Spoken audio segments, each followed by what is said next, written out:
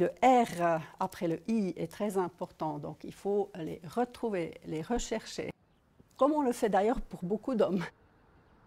On pensait souvent que les obstacles principaux pour que les femmes accèdent au professorat résident plutôt dans des facteurs extérieurs ou dans des facteurs qui sont à chercher chez les femmes elles-mêmes, comme par exemple le manque de place de crèche ou un manque de volonté ou d'ambition, etc., de la part des femmes.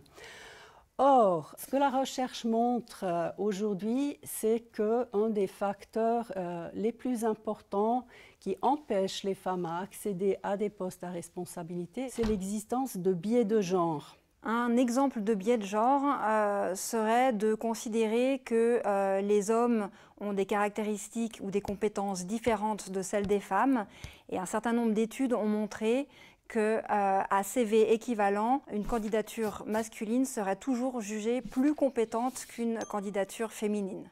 Il s'agit avant tout de rendre les personnes impliquées conscientes de l'existence de ces biais de genre et de les responsabiliser vis-à-vis de la situation. Un recrutement qui est bien fait, qui n'a recours qu'à des critères scientifiques et qui n'a recours qu'à des critères qui ont été prédéfinis à l'avance et qui ont été appliqués pour tout le monde de la même façon, c'est ça un recrutement de qualité. Nous avons besoin de bonnes pratiques de recrutement pour éviter l'utilisation de doubles standards d'évaluation.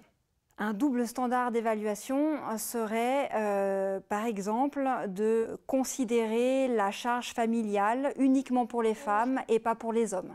C'est-à-dire que pour une femme en âge d'avoir des enfants, ceci va être retenu contre elle, alors qu'un homme qui aurait le même âge, le critère ne serait même pas du tout mentionné. C'est vraiment inverser cette logique qui dit injustement que la promotion de l'égalité, c'est donner plus de chances aux femmes qu'aux hommes.